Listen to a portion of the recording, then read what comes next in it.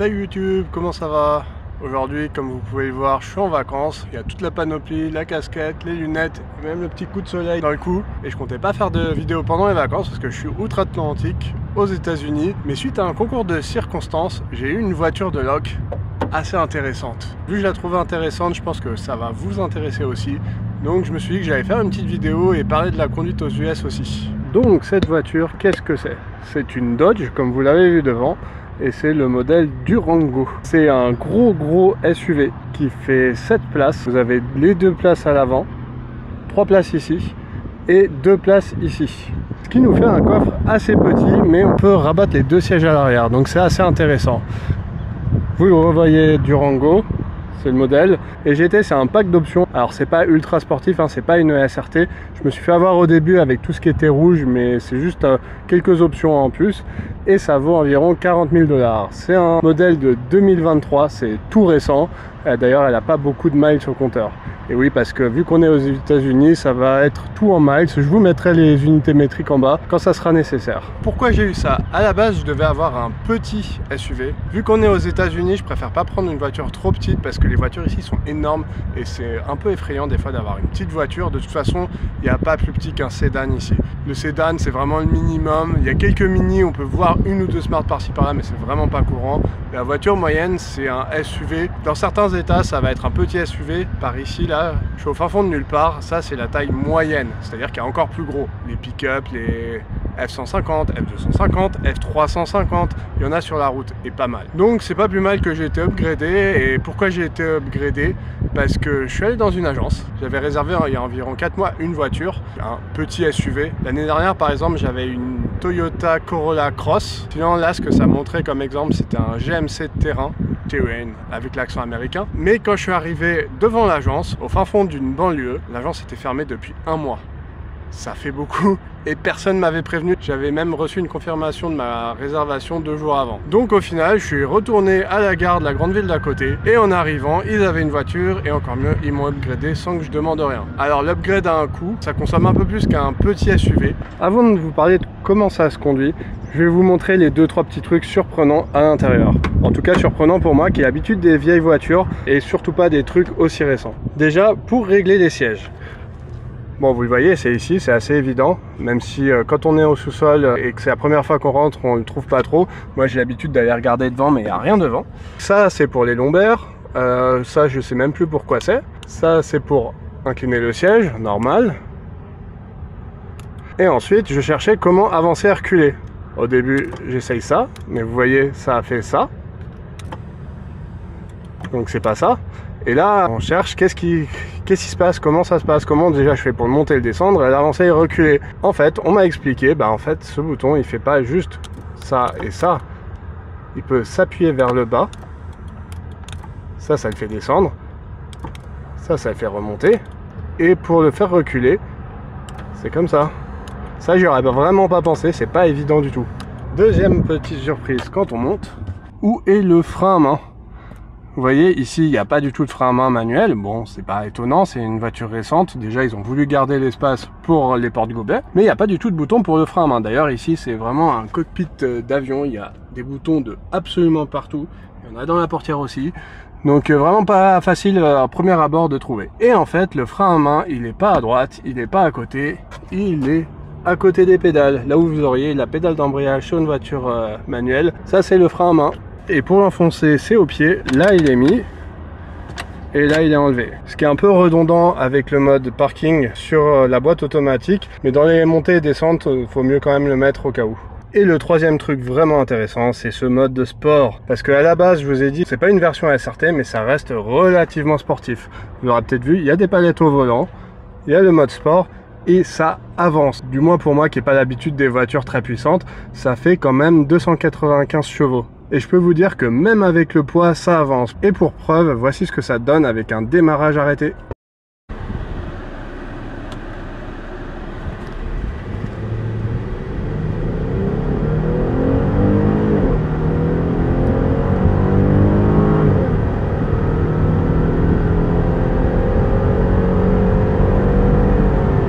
une voiture qui est quand même relativement chère, mais il y a quand même quelques défauts. Vous allez dire que je pinaille, mais sur la Toyota de l'année dernière qui valait la moitié du prix, je pense, il n'y avait pas ces défauts. Le premier défaut, c'est ce bouton de régulateur de vitesse. Alors c'est super bien, il y a un régulateur de vitesse avec radar, ce qui fait qu'il va ralentir quand il y a une voiture devant. Mais bizarrement, il y en a deux. Il y a le normal, qui ne sert pas du radar, et celui qui sert du radar. Et par défaut, ça désactive les deux, ce qui fait que quand on fait comme sur n'importe quelle voiture qui a un régulateur de vitesse plus ou moins, ça l'active pas en fait. D'abord il faut choisir le mode et ensuite l'activer. C'est un peu déconcertant, ça pourrait être amélioré, mais bon, c'est pas le plus gros défaut de ce mode. Ce mode là, quand vous êtes à l'arrêt, il se désactive tout seul. Ce qui veut dire que vous êtes à l'arrêt, vous n'avez pas les pieds sur les pédales parce qu'il y a le régulateur, mais après quelques secondes à l'arrêt, il va se désactiver, la voiture va se remettre à avancer.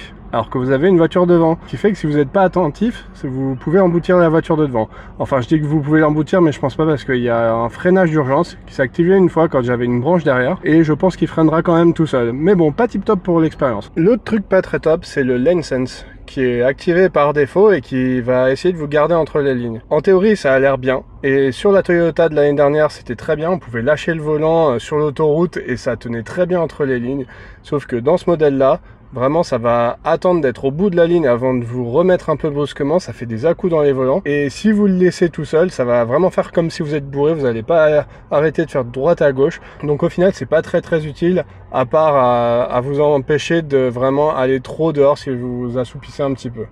Mais bon, vu la puissance et tous les trucs qu'il y a, on lui pardonne. Et surtout dans ce modèle qui est la version GT, je vous en ai parlé avant, c'est 3000 $ de plus que la version de base et ça apporte pas grand chose. Mais il y a quand même quelques trucs bien sympas. Par exemple, vous voyez ici le siège chauffant et le siège climatisé. Il fait 35 degrés et il fait 30 degrés grosso modo toute la journée. Je vous avoue que c'est vraiment sympa. Il y a aussi le volant chauffant, mais il fait trop chaud pour que j'utilise. Donc ça, c'est sur les deux sièges à l'avant, c'est vraiment pratique. Si on va faire un tour à l'arrière, il y a deux autres petits détails. Donc il y a les deux pots d'échappement. La version de base en a qu'un. Alors c'est plus pour le look parce que ça ajoute que 2 chevaux. De base, elle fait 293 chevaux, ça passe à 295. Autant dire que c'est ridicule. Pour avoir le son, j'ai essayé de la démarrer à l'arrêt et de mettre un coup d'accélérateur.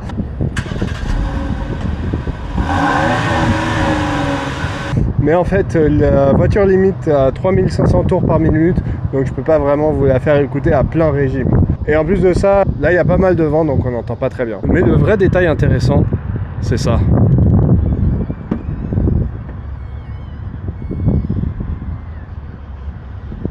Ça a l'air gadget comme ça, mais ce coffre motorisé, c'est vachement utile à la longue, surtout quand on est toujours en train de charger et de décharger des bagages. Parce que oui, là je suis en road trip, donc là les bagages sont restés à l'hôtel, il n'y a que quelques petits trucs, mais souvent, ce qu'on fait, c'est qu'on rabat les sièges là.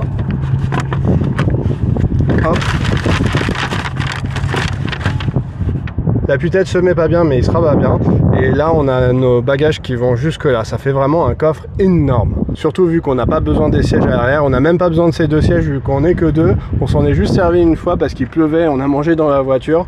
Mais sinon, voilà, bien confortable. Bon, ces sièges à l'arrière, par contre, pour pouvoir y accéder, vous voyez, il faut avoir baissé ce siège-là, qu'on laisse baisser parce qu'on s'en sert pas. Et là, il faut escalader pour arriver à y accéder. En vrai, ils sont pas très utiles. Je pense que c'est quand même une bien meilleure option si vous n'en avez pas besoin de les laisser rabattus quasiment tout le temps pour avoir un plus grand coffre. Même si vous n'avez pas trop de trucs, vaut mieux les remonter pour pas que tout se balade dans le coffre. Au niveau de la motorisation, je le découvre en même temps que vous, je l'avais pas ouvert avant. On a un V6 3,6 litres qui développe donc 295 chevaux, je vous l'ai déjà dit. Donc là, la voiture a 37 000 miles, ça fait environ 50 000 km. Donc tout ça est ultra clean. Je vais toucher à rien, de toute façon je suis en vacances, j'ai aucun outil, c'est pas la mienne. Mais c'est intéressant de voir la taille et surtout de l'accès qu'on a à l'intérieur. Là, on pourrait facilement enlever la poulie dumper sans rien enlever. Il y a un filtre ici, enfin... Vraiment, l'avantage d'avoir une grosse voiture, c'est qu'il y a de la place de partout. Bon, et c'est comment de conduire ce Behemoth? Vu que c'est un SUV sportif, bah déjà ça se comporte comme un SUV. C'est assez lourd, c'est assez gros, faut faire attention en tournant parce qu'il y a quand même de la longueur à l'arrière.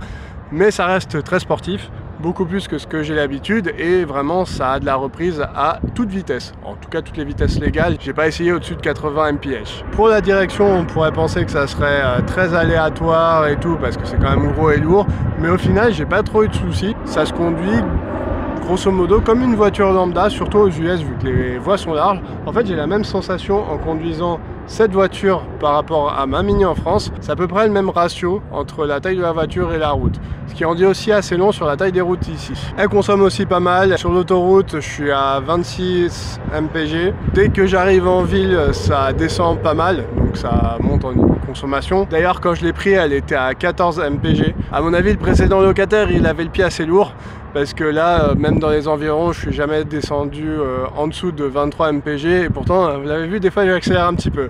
Je le fais pas trop souvent parce que même si le carburant est pas cher, ça consomme. D'ailleurs en parlant du carburant, ici il est vraiment pas cher, il est à 3 miles par gallon, ça fait environ 0,8 € au litre quand on convertit. Vraiment on aimerait bien avoir ça en France. Ce qui fait qu'au final, même s'il consomme, ça me coûte moins cher que de faire un road trip en Mini. D'ailleurs, j'ai déjà bien roulé. J'ai pas réinitialisé tout au début. Je dois en être à 1700 miles depuis que j'ai eu la voiture. J'ai passé 39 heures à la conduire. Donc j'ai bien eu le temps de me faire un avis sur la conduite. J'ai pas conduit juste 1 heure avant de vous faire une vidéo. Quand on est dedans, on en oublierait presque qu'elle est aussi longue. Et pourtant, quand on regarde par rapport à une petite voiture, je voulais montrer une Mini, mais j'ai trouvé que une Miata. Parce que je suis dans le sud et qu'il n'y a pas du tout de Mini ici. Ça donne ça. Donc ouais, vous voyez, on s'en rend pas forcément compte en vidéo, mais c'est vraiment énorme. Et la conduite aux US, alors au final c'est très relax, malgré ce qu'on peut voir des fois en vidéo sur internet. Moi j'ai trouvé ça en tout cas très relax. Même en heure de pointe, bon il y a des bouchons hein, comme partout, mais pas des gros bouchons et c'est très relax. Les gens vous laissent passer, bon pas tous, il y en a qui sont moins sympas que d'autres. Surtout qu'il n'y a pas énormément de différence au niveau de la conduite en France. La grosse différence c'est que vous pouvez tourner à droite quand il y a un feu rouge. Ça surprend la première fois, je me suis fait klaxonner une fois ou deux, mais on s'y habitue vite, surtout qu'il y a rarement un piéton qui traverse au même moment. Mais les plus grosses différences c'est ce qu'il n'y a pas. Il y a quasiment aucun céder le passage dans des intersections. Évidemment il y en a sur toutes les bretelles d'autoroute et il y a beaucoup d'autoroutes ici, mais dans des intersections c'est soit des feux, soit des stops. Il n'y a pas de rond-point non plus, ou alors presque pas. J'ai dû en croiser 2 depuis le début de mon road trip, ça fait vraiment pas beaucoup. Évidemment moi j'ai pas eu de mal, mais apparemment certains américains ont un peu du mal à comprendre. Ce qui est normal hein, si on en voit un tous les 3 mois. Mais du coup tout ce qu'il y a en moins, ça rend la circulation beaucoup plus simple. En plus de ça, tout est fait pour la voiture. C'est par contre très horrible de ne pas être dans une voiture. Si vous êtes piéton, cycliste, même de roue, ça craint un peu. On a marché une fois ou deux, vraiment c'était pas agréable. Tout est fait pour que vous ayez une voiture ici, à l'exception de quelques grandes villes comme New York ou San Francisco et quelques autres. Mais sinon partout, dès que vous sortez des grandes villes, il vous faut une voiture absolument. Même des fois pour aller dans le magasin d'en face, quand vous voyez la gueule des rues à traverser qui font 6 voies, qui sont en plus larges qu'en France, avec des gros pick-up qui passent dans les deux sens, vous prenez la voiture. Mais donc en voiture tout est plus simple, vous avez quasiment aucun vélo, quasiment aucun piéton, toutes les intersections sont plus simples. Il y a aussi beaucoup moins de murs, ça peut surprendre, mais vu qu'il y a moins de murs, on y voit mieux.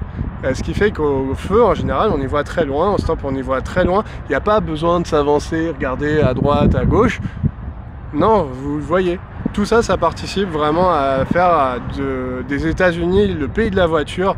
Et je pense qu'on s'en rend pas bien compte tant qu'on n'y conduit pas. Parce que avant de venir, je savais que c'était le pays de la voiture, mais vraiment la différence, elle est massive à tout point de vue. Après, est-ce que c'est quelque chose qu'on devrait imiter ? Je vous laisse vous faire votre avis, je vais pas rentrer dans ce débat. Et un des exemples, c'est quand il faut arriver à un motel. Donc on n'en a pas en France, mais motel c'est motor hôtel. Un hôtel où on vient en voiture. Et c'est très rapide d'accès. Vous êtes sur l'autoroute, vous venez de je sais pas où, vous sortez, peut-être vous allez être sur l'équivalent du national. Vous tournez à droite sur une voie à 40 ou 50 ou 60. Ça fait bizarre, hein. Et vous êtes à l'hôtel. Vraiment, il y a pas, là, vous sortez, vous allez sur une nationale, puis une départementale, puis vous êtes dans la ville, vous allez dans 2-3 petites rues et vous arrivez à votre hôtel. Non, là, c'est autoroute nationale, vous y êtes. Et cet exemple, c'est pas une exception, hein. C'est partout comme ça. Les supermarchés, c'est pareil, les stations essence, c'est pareil, et grosso modo, tout est comme ça. Vous êtes sur une voie rapide, vous tournez à droite, vous y êtes. Alors j'exagère, il y a des routes résidentielles avec des vitesses plus basses, mais même ça, on y arrive beaucoup plus rapidement. On a fait quelques Airbnb et c'est quand même beaucoup plus simple d'accès qu'en France. Donc pour conclure, c'est quand même une expérience très intéressante, c'est très dépaysant, et c'est quelque chose que je vous recommande si vous avez l'occasion d'essayer une fois. Prendre une voiture dans une grande ville, vous arrivez à l'aéroport, peut-être vous visitez la ville et ensuite vous prenez une voiture et vous faites un road trip aux États-Unis. Ça vaut le détour. je vous recommande. Ceci dit, ça va pas trop me faire changer d'avis sur les grosses voitures. Vous me verrez probablement jamais avec un engin aussi gros. Déjà parce que les Dodge ça n'existe pas en France et surtout parce que vraiment ça serait pas adapté. Les plus gros qu'on voit quand même relativement fréquemment en France, je sais qu'il y a plus gros hein, mais fréquemment quoi, ça va être les Range Rover et ça c'est même plus gros qu'un Range Rover ou qu'une Porsche Macan ou ce genre de truc. Donc vraiment ce serait pas adapté, déjà que ces grosses voitures galèrent un peu dans certaines routes de France, ça serait pas une bonne idée d'avoir ça en France. Voilà, j'espère que ça vous a intéressé, n'hésitez pas à me poser des questions même si je pourrais pas répondre forcément à tout vu qu'au moment où sortira la vidéo j'aurai déjà rendu la voiture, c'est une voiture de loc et je vais pas me mettre à éditer pendant mes vacances, donc je ferai au mieux. Et sur ce, je vous souhaite une bonne journée et à la prochaine.